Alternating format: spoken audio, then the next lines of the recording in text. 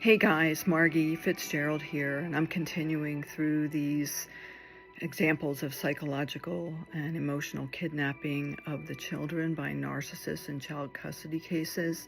And as we've been talking about each one of the children, so Zach, who was staying connected with his mother, trying his hardest to do so, finally, when I read this letter that he wrote to Christina, his mom, 2.5 years into this protracted litigation, thousands upon tens of thousands of dollars, you can see in this letter how he is becoming programmed and brainwashed against her.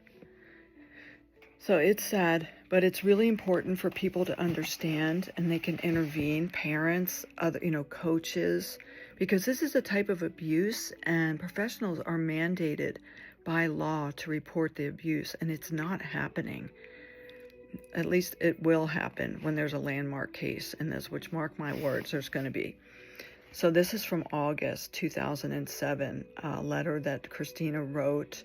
She journaled throughout her whole nightmare and hostage hills journey through the battering and child custody massacre that she and her kids went through.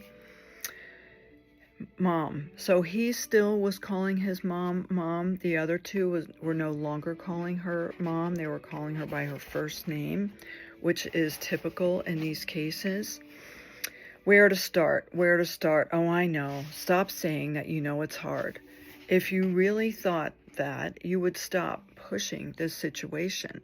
So really, these kids become the belief systems of the hostage taker, the narcissist batterer, become inserted into the children. And for survival, as in a cult, they have to acquiesce.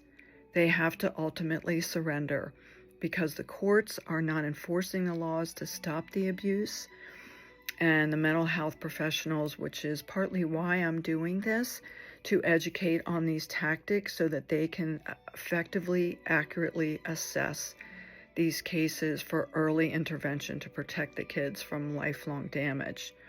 I won't read the entire letter, but you can see where he's starting to succumb to this agenda of the batterer, where he says, I'm not planning on having my childhood life messed up by you. You have and continue to make our lives a living nightmare. You are incorrect about that whole the best is yet to come. I never said that to you. You said that to me. Stop putting words in my mouth. If all this is considered good to you, okay, I want you to take this information into consideration if we're going to be